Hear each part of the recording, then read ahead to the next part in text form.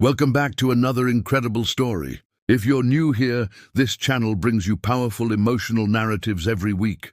Stories about family, secrets, and the choices that change everything. Subscribe now so you never miss an upload. Trust me, today's story will leave you speechless. Let's begin.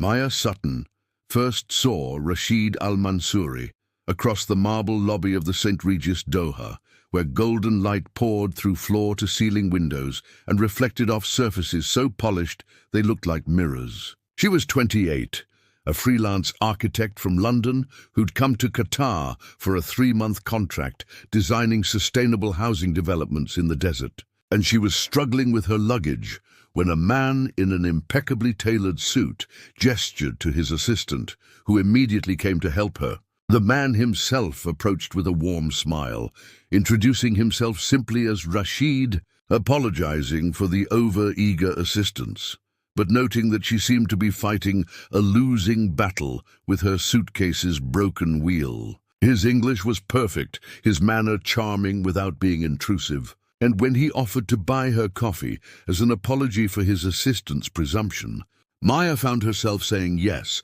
before she'd fully processed the question. Over coffee in the hotel's lounge, surrounded by the quiet luxury that characterized everything in Doha's upscale districts, Rashid asked about her work with genuine interest, shared his own thoughts on sustainable architecture in desert climates, and mentioned almost offhandedly that he had some involvement in real estate development. It wasn't until Maya returned to her room and Googled his full name that she discovered Rashid Al-Mansouri was one of the wealthiest men in Qatar, with a fortune built on construction, real estate, and strategic investments across the Gulf region.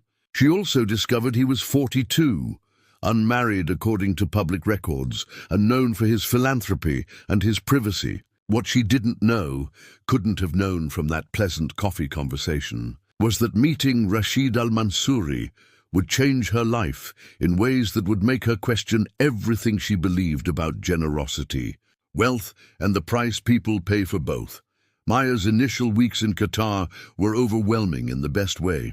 The project she'd been hired for was challenging and meaningful, designing affordable, energy-efficient housing for the workers who built Qatar's gleaming towers, but often lived in conditions that contrasted sharply with the luxury they constructed. She threw herself into the work, spending long days reviewing plans and visiting construction sites, trying to balance cost constraints with her desire to create something genuinely livable. Rashid had texted her the day after their first meeting, a casual message asking how she was settling in, and from there, a friendship had developed naturally. He invited her to dinners at restaurants she couldn't have afforded on her contract salary, introduced her to other architects and developers whose connections proved invaluable for her work, and showed her parts of Qatar tourists rarely saw: traditional souks where old men still haggled over coffee, desert camps where Bedouin traditions persisted despite the modern world encroaching,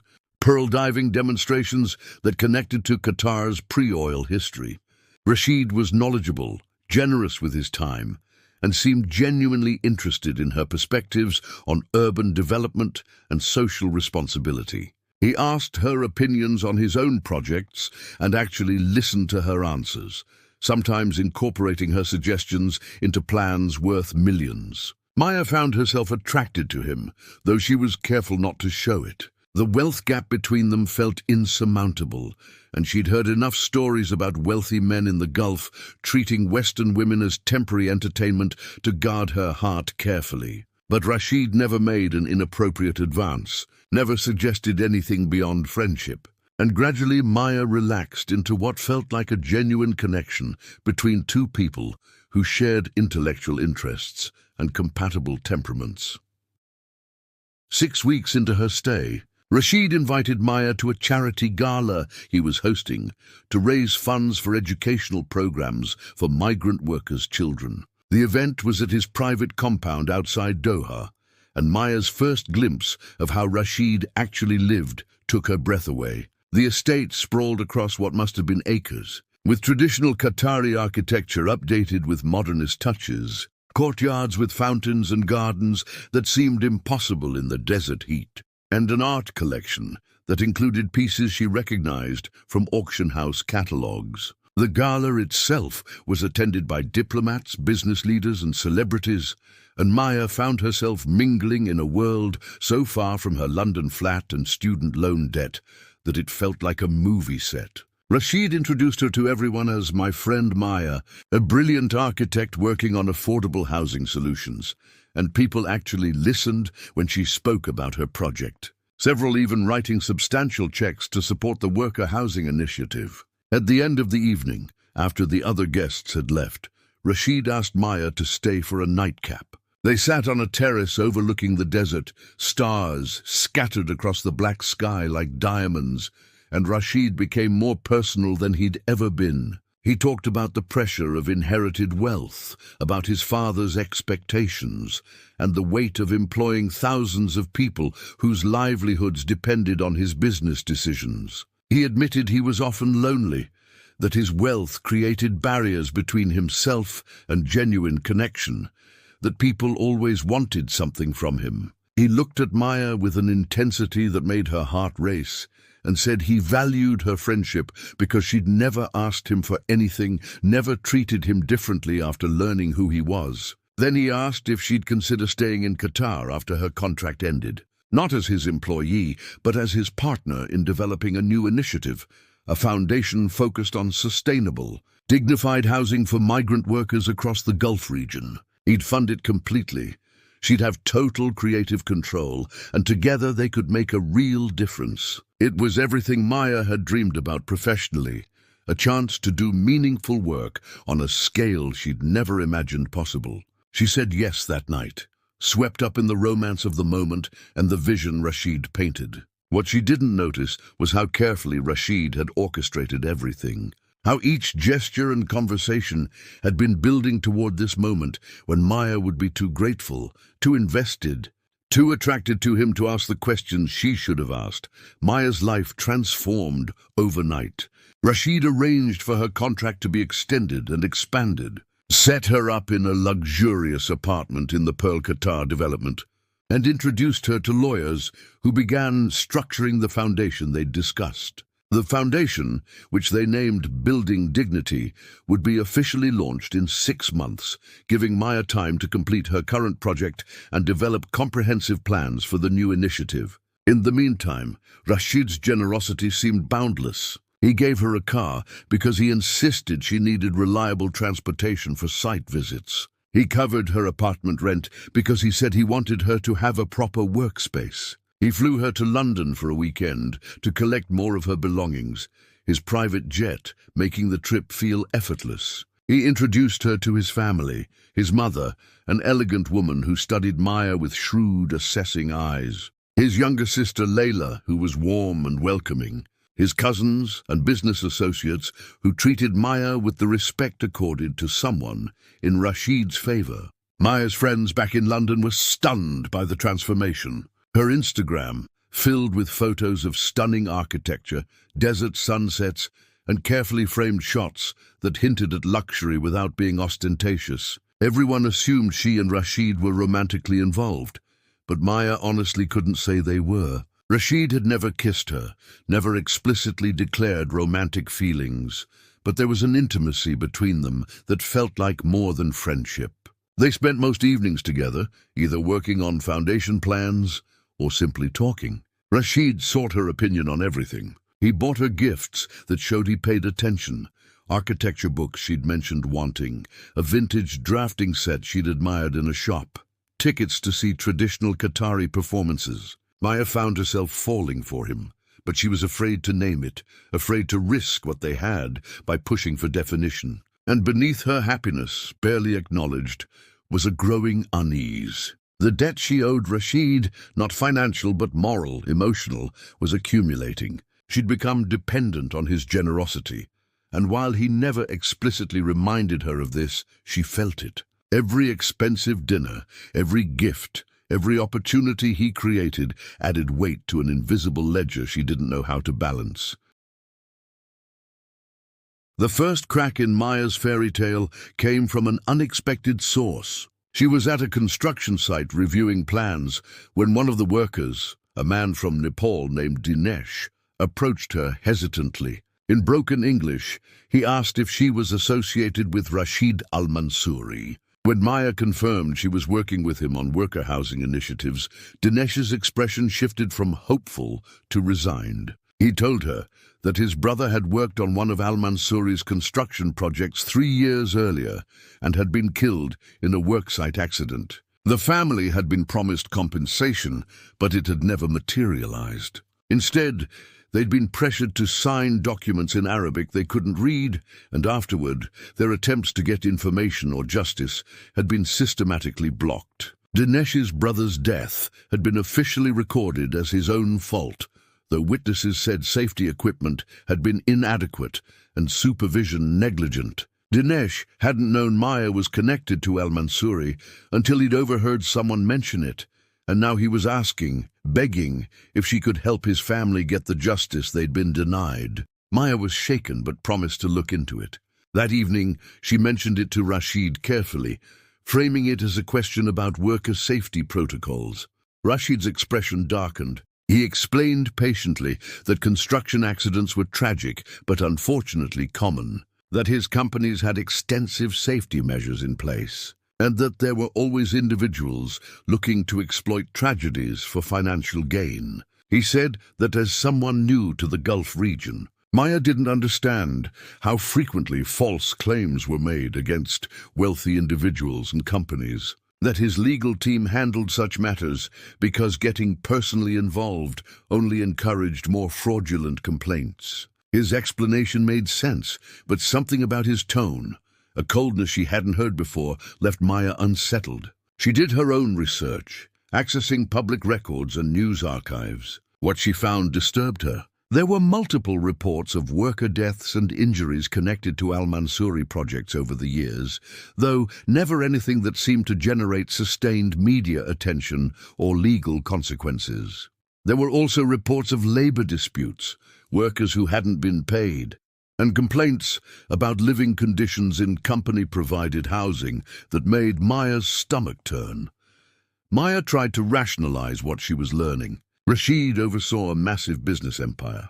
He couldn't personally monitor every project or prevent every accident. The Gulf's labor system, the kafala system that tied workers' visas to their employers, was widely criticized, but it was the legal framework everyone operated within. Perhaps Rashid was genuinely trying to improve things within a flawed system, and the foundation they were building together would be part of that change. But as Maya paid more attention, she noticed things she'd been too dazzled to see before. The way Rashid spoke dismissively about workers, referring to them as the laborers, in a tone that suggested they weren't quite fully human. The way his business associates joked about managing workers in ways that sounded disturbingly like control rather than employment. The contrast between the gleaming compounds where wealthy Qataris lived and the industrial areas where thousands of workers were housed in cramped, sweltering quarters. One evening, Maya accompanied Rashid to inspect one of his company's worker accommodation camps. She'd asked to see it as research for the foundation, and Rashid had agreed readily, which she'd taken as a good sign. But the reality was devastating. Hundreds of men lived in buildings that were essentially warehouses with partitions, sleeping 6 or 8 to a room with insufficient ventilation, shared bathrooms that were poorly maintained, and common areas that were depressing in their barrenness. The men looked exhausted and weary. When Maya tried to speak with some of them, Rashid's site manager intervened, explaining that the workers were busy and shouldn't be disturbed. Rashid himself seemed untroubled by the conditions, pointing out that the facilities met legal requirements and that the workers were receiving regular meals and health care. On the drive back, Maya couldn't contain herself. She asked how Rashid could think those conditions were acceptable, how he could speak about building dignified housing through the foundation while his own workers lived in such circumstances. Rashid's response was cold and instructive. He explained that Maya was being naive, that workers came to Qatar voluntarily for wages far higher than they could earn in their home countries, that providing housing at all was more than many employers did, and that imposing Western standards on a different cultural and economic context was a form of colonialism. He suggested Maya needed to mature in her thinking before she'd be effective with the foundation work. The conversation ended with a tension neither of them acknowledged, And that night, Maya couldn't sleep. Over the following weeks, Maya felt like she was seeing clearly for the first time. The foundation Rashid was funding wasn't about helping workers. It was about managing his reputation, creating a progressive veneer for a business model that depended on exploiting desperate people. The gifts, the opportunities, the apparent mentorship, all of it had been a recruitment strategy, bringing Maya into Rashid's orbit, so her credibility as a Western architect concerned with social justice could be leveraged for his purposes. She thought about leaving, but the reality of her situation was complicated. She'd signed contracts related to the foundation work. Her current housing project was funded through one of Rashid's shell companies, meaning he could effectively end it. Her apartment lease was in his name. The car was registered to his company. Rashid had surrounded her with golden chains, and Maya hadn't noticed she was being bound until it was too late to simply walk away. She confided in Layla, Rashid's sister, hoping for an ally, or at least someone who might help her understand. Layla listened sympathetically, then explained something Maya hadn't fully grasped. In Qatar, reputation was everything, and Rashid's reputation was carefully constructed. The foundation, the sustainable development projects, the progressive image, all were strategic. Maya's role was to be the Western face of that strategy, lending credibility to initiatives that looked good in international press, but wouldn't substantially change how Rashid's businesses operated. Layla wasn't being cruel. She genuinely seemed to think Maya should be grateful for the opportunity. Many women would be, she pointed out. Rashid could have any woman he wanted, but he'd chosen Maya because of her skills and idealism. If Maya played along, she'd have wealth, influence, and the satisfaction of doing some good within the constraints of reality. If she fought against it, she'd leave with nothing and accomplish nothing. It was a choice, Layla said, but only Maya could decide what price she was willing to pay for her principles. Maya spent 3 days barely leaving her apartment, thinking through her options. She could stay, accept the situation, and work within it. The foundation would build some housing, help some workers, and while it wouldn't be the transformative initiative she'd imagined, it would be something. She'd be comfortable, possibly eventually in a relationship with Rashid that offered status and security. Or she could leave, losing everything she'd built over 4 months, returning to London with no project, no job, and having to explain to everyone why she'd walked away from an opportunity they'd envied. But she'd have her integrity, for whatever that was worth. The decision crystallized when Maya visited Dinesh again at the construction site. His family still hadn't received justice or compensation for his brother's death. Dinesh was sending most of his salary back to support his brother's widow and children, living on almost nothing himself, trapped in a cycle of debt and obligation that defined too many migrant workers' lives. Looking at Dinesh, Maya saw the real price of Rashid's generosity. It was paid by people who had no choice, people whose desperation was leveraged for profit, people whose humanity was secondary to balance sheets. Maya couldn't be part of that system, no matter how gilded her cage. She contacted a lawyer in London who specialized in international employment law and explained her situation. The lawyer was blunt. Getting out of her contracts would be difficult and possibly expensive, but it was possible. More importantly, there were organizations that documented labor abuses in the Gulf, and if Maya was willing to share what she'd learned, then Maya did something either brave or foolish. She told Rashid directly what she'd done and why. She met him at his office, a soaring space overlooking Doha's West Bay, and laid out her decision calmly. She was leaving Qatar, breaking her contracts, and she'd shared documentation of his company's labor practices with oversight organizations. She didn't expect him to change, but she couldn't be complicit any longer. Rashid's response was measured and chilling. He told Maya she was making a serious mistake, that she didn't understand the consequences of what she'd done. The organization she'd contacted had no real power in Qatar. The documentation she thought was damning would be easily explained by his lawyers. But Maya herself was vulnerable.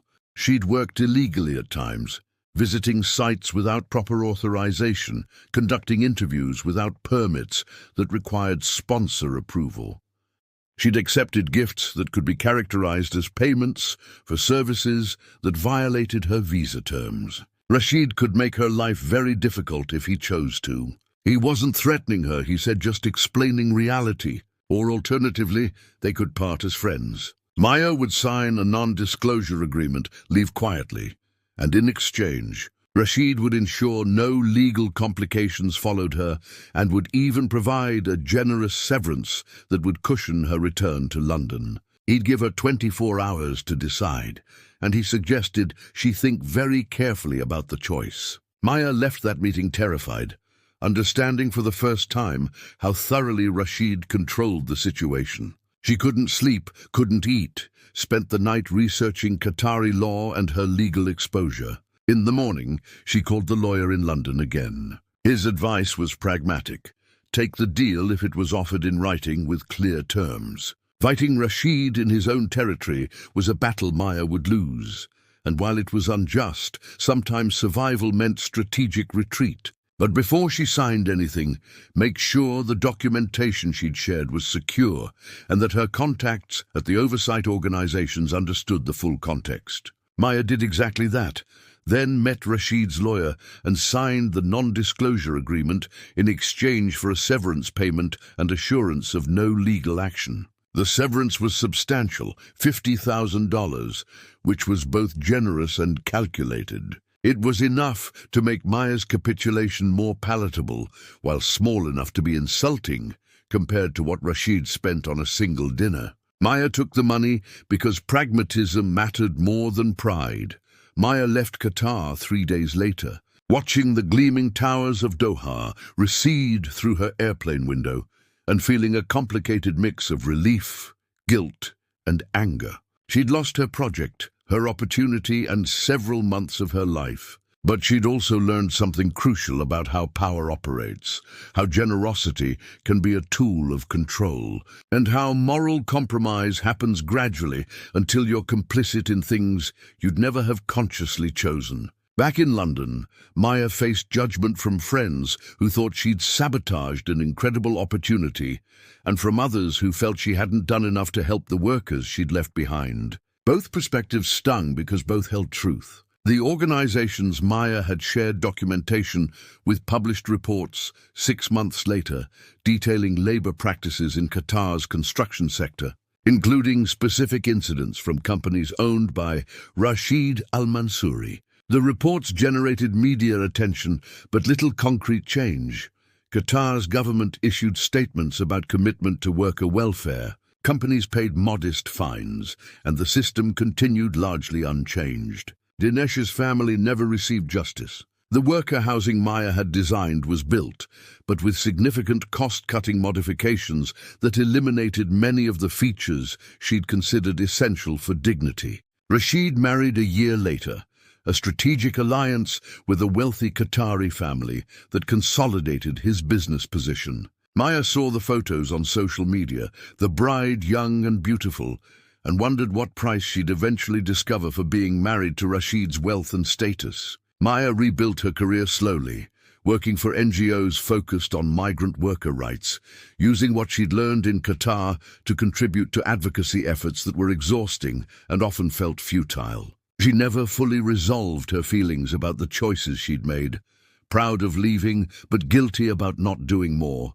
grateful for what she'd learned but angry about the cost of that education.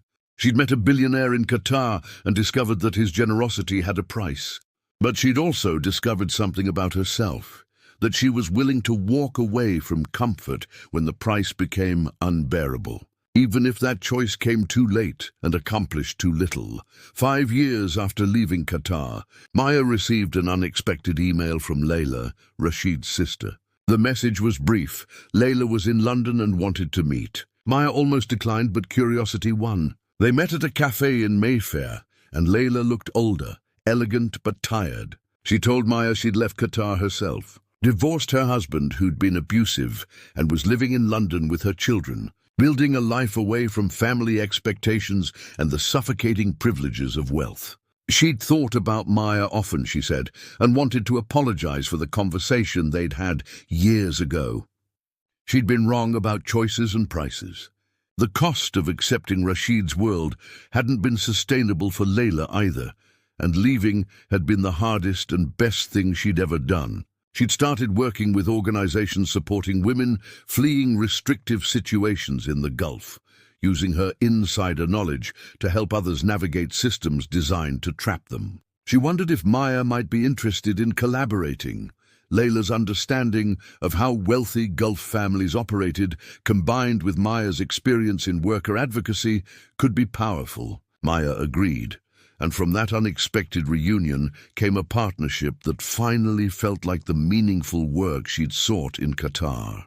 Together, they developed programs that connected labor rights advocacy with women's rights, recognizing that exploitation took many forms and that wealth created isolation as effectively as poverty did. The work was difficult and the victories small, but they were real. Maya learned that sometimes the price of generosity isn't paid at the moment of giving, but accumulated over time, and sometimes the only way to settle the account is to walk away and build something different. She never forgot Dinesh or the other workers she'd met briefly, whose names she'd written down and whose faces still appeared in her thoughts. She couldn't save them, couldn't undo her complicity in systems that exploited them, but she could ensure their stories were told, their humanity acknowledged, and their experiences used to pressure for incremental changes that might eventually add up to something significant. It wasn't the transformation she'd naively imagined when she first met Rashid in that gleaming hotel lobby, but it was honest work done without moral compromise. And Maya had learned that honesty was worth more than any amount of gilded generosity.